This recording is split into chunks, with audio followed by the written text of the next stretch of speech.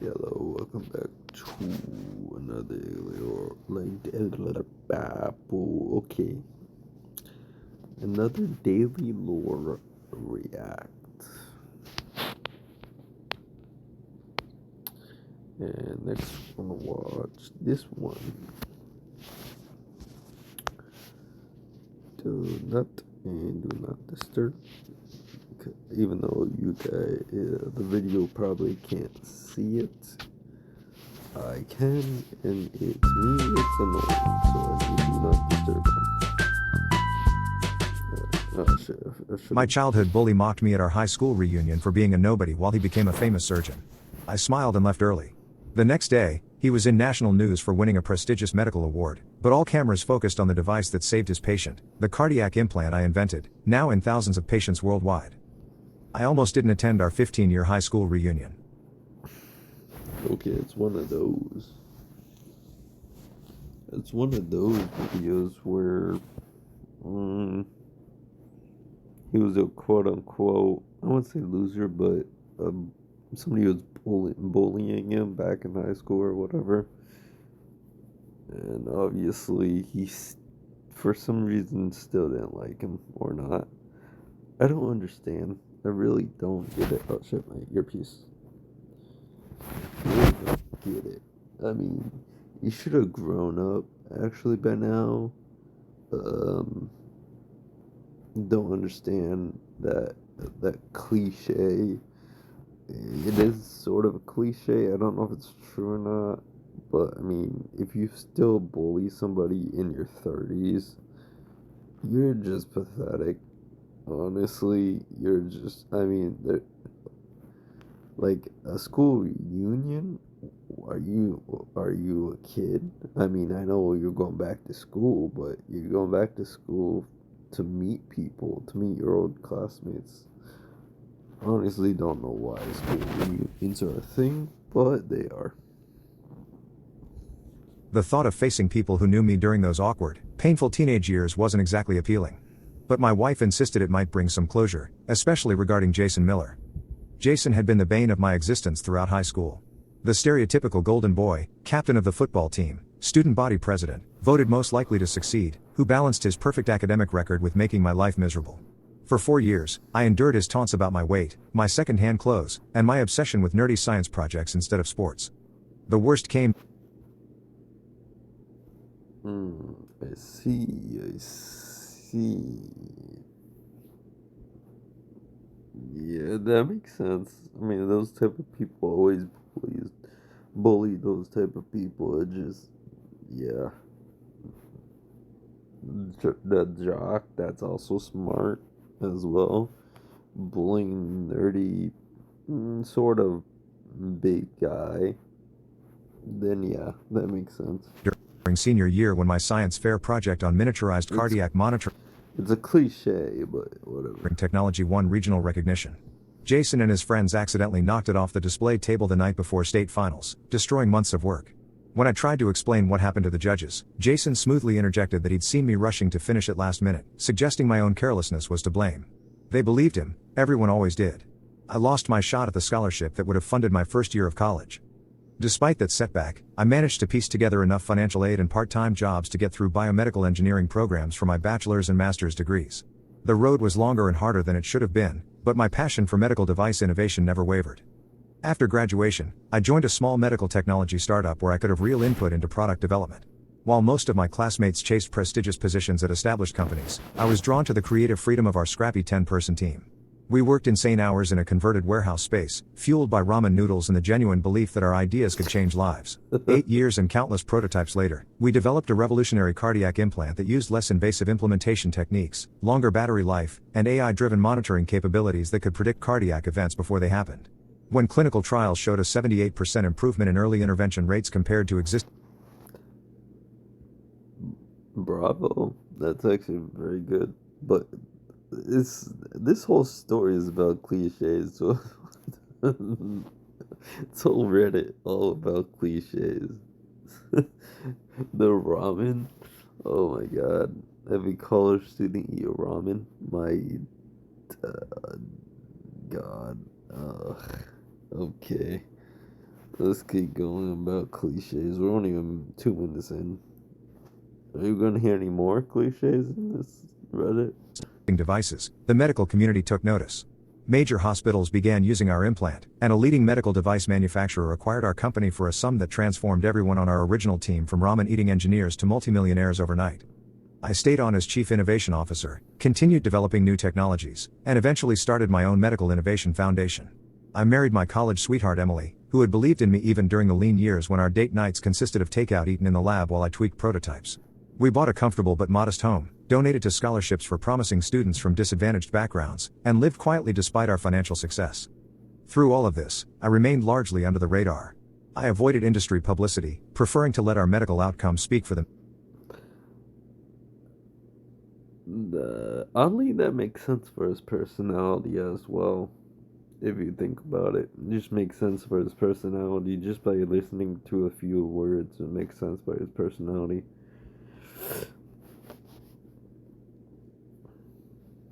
Selves. My name appeared on patents and in medical journals but rarely in mainstream press. This wasn't deliberate reclusiveness, I just never saw the point of public recognition when the real victory was in the thousands of lives extended by our technology. So when I walked into the hotel ballroom for our reunion, most of my former classmates had no idea what I'd been doing for the past 15 years. I looked different, the awkward teenager had been replaced by a confident adult who had found his purpose. The extra weight was gone, and Emily had insisted I wear a well-tailored suit rather than my usual casual attire. But I was still fundamentally the same science enthusiast who had once been ridiculed for spending weekends disassembling electronics to understand how they worked. The reunion started pleasantly enough. Many former classmates were welcoming, genuinely curious about my life. I kept my answers vague, mentioning I worked in medical technology without elaborating on my role or success. Emily charmed everyone with her warmth, deftly steering conversations away from potentially uncomfortable subjects. Then Jason arrived. 15 years hadn't changed him much, still handsome, still commanding attention the moment he entered a room. He'd become exactly what everyone expected, a cardiothoracic surgeon at a prestigious Boston. Honestly, you would kind of hate that. Like, usually that's not a cliche at all. Like that's the opposite. This is the only non-cliche thing in this story. He was a jock, right? I think he said he was a jock. I completely forgot. I'll listen back to this and I'll remember. But if he was a jock that was also smart as well. Actually, hold up. Maybe not. I don't know. The cliche about jocks is they don't really go anywhere in life. Well, non the non-smart ones usually. Like they usually only have talent for the specific sport they're going into or whatever uh, thing they're going into, and something happens and they can't do it and they become basically useless and their life is basically gone in their opinion. Hospital, with the expensive watch and perfect spouse to complete the picture. Our former classmates flocked to him, eager to bask in the reflected glory of his success. I was content to observe from the periphery until Jason spotted me across the room. Recognition flickered in his eyes, followed by the same dismissive smirk I remembered from high school. He made his way over, surgeon's hand extended in greeting. What followed was 20 excruciating minutes of Jason dominating the conversation, detailing his illustrious career trajectory, the groundbreaking procedures he performed, and his recent nomination for a major medical innovation award. When he finally paused for breath and asked what I'd been doing, the dismissal in his tone made it clear he expected nothing impressive. I mentioned working in cardiac medical devices, deliberately understating my role. Jason immediately launched into a condescending explanation of how he used such devices in his surgeries, speaking as if I couldn't possibly understand the technical aspects without his expertise. He even referenced a remarkable new implant technology that was transforming his field, my technology. So ironic, but honestly, you don't know. The irony in things that you don't know, but somebody else does know, is just once you know, then obviously I'm like, my God. I mean, this probably sounds obvious, but shit, you probably either I don't know, you might feel mad, you might something, you might have some sort of emotion, or you just would, yeah, some sort of emotion, I guess. I don't fully know. He had no idea. The conversation reached its nadir when Jason, surrounded by a small audience of former classmates, raised his glass in a mock toast to different paths in life, some to greatness, some to adequacy. The pointed look he gave me made his meaning unmistakable. Emily squeezed my hand under the table, her silent support conveying everything words couldn't. I simply smiled, congratulated Jason on his accomplishments, and excused myself shortly thereafter. We left early, with Jason's laughter following us out of the ballroom. On the drive home, Emily apologized for pushing me to attend. I assured her I wasn't upset, seeing Jason's unchanged character despite his professional success had Yeah, some people don't change, and it's kind of a fault of their own, most likely. Like, I don't know exactly what it is. I think it's their brain. I don't think they could properly, they're not growing up, basically. Even though they are, because obviously he's in the medical field now. Of course, he probably has a professional attitude, but that's just a professional attitude. This is his true self.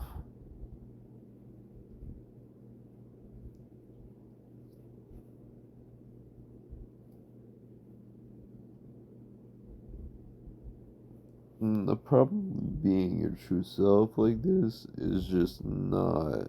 It's not. Yeah. It's problematic. finally freed me from lingering high school insecurities. His opinion had lost its power to wound me. The following evening, my phone began buzzing with notifications. Jason had indeed won the prestigious Fleming Award for Surgical Innovation, which was being covered by national news outlets. The procedure that earned him this recognition involved saving a patient with complex cardiac damage using a revolutionary implant that detected preliminary cardiac failure and allowed for intervention before catastrophic damage occurred. As I scrolled through the news coverage, I couldn't help but notice that every photo and video centered not just on Jason but prominently featured the distinctive design of my cardiac implant. The very technology I had conceptualized, developed, and brought to market was now the centerpiece of his celebrated medical achievement. By morning, former classmates who had witnessed our interaction at the reunion began connecting the dots. My inbox filled with messages from people who had Googled me after the news broke and discovered my patents, my role in developing the exact technology Jason had showcased, and the substantial impact my work had made in the medical field. I wonder if this guy's gonna backtrack on anything, apologize about school. I wonder if he's gonna ask him to get lunch or call a dinner or whatever to apologize or something. Some sort of cliche, like always. Like these kind of stories, like the reunion type of story, is just a cliche. Let's see. Some expressed astonishment at the coincidence. Others offered apologetic recognition of how they had misjudged me based on high school perceptions. Jason himself must have made the connection too. A terse email arrived in my inbox, ostensibly congratulating me on my contribution to the field and suggesting we collaborate sometime. His sudden collegial tone a stark contrast to his dismissiveness just days earlier. I never responded. Not out of bitterness or revenge, but because I had already moved beyond the need for his acknowledgement. My work had saved thousands of lives, including the patient whose case had earned Jason his award. That impact mattered far more than setting the record straight about who deserved recognition. A week later, I received an invitation to speak at a major medical innovation conference where Jason was also scheduled to present. I accepted, not to confront or embarrass him, but because sharing our technology's ongoing development might inspire other innovators. At the conference, I gave a presentation on the next generation of cardiac implants our team was developing. When I glanced into the audience, I saw Jason seated in the back row, his expression unreadable. Our paths didn't cross directly, but several colleagues commented on the remarkable coincidence that my invention had been central to his award-winning procedure. The most satisfying moment came during the Q&A session when a medical student asked about the initial concept for the original implant. I briefly recounted working on early versions as a teenager, including a science fair project that had faced unexpected setbacks. No elaboration was necessary, the story of innovation overcoming obstacles spoke for itself. As I've reflected on those reunion events in the months since, I've realized Oh, I didn't realize it was working. I mean, I pay attention, but I also forget as well. Even though it's like a couple minutes ago, I have a terrible attention. I have a not attention span, but a terrible memory. I have a bad memory, a short-term and long-term memory. So I tend to forget what I watched and react to. So all my reactions, I don't remember a single thing I said. Not even one bit. I might say the same shit for another reaction, or I might not say the same shit. It's all up to my brain and up to my head, and I don't think about things usually. Uh, I just usually say whatever I'm thinking about in the moment. So yeah, that's probably why it sounds not sometimes cohesive, I guess. The true success isn't measured by recognition or revenge. It's measured by impact. Jason sought acclaim, I sought to solve problems. Yeah, sometimes solving problems, unless you feel like you deserve, unless you want to be, in center, in the forefront of people's minds, and be in the center of what's the word? Center stage. If you want to be in center stage, basically, you want to be attention seeking, you want people to know you and everything, then obviously, yeah. Unless you want to be dumb like the other person, want to be the somewhat uh, quiet, smart kid that observes, that does his work, proves his actions with actual, like, real world case scenarios. See, this is what I mean when I say I don't think about things beforehand. I just start talking. Okay. Let me just yeah. My childhood bully mocked me at our high school reunion for being a nobody, while he became, and that was Dead Spies Reddit story react. Hope you have a nice day, nice evening, a good night, and a good morning. Okay, bye.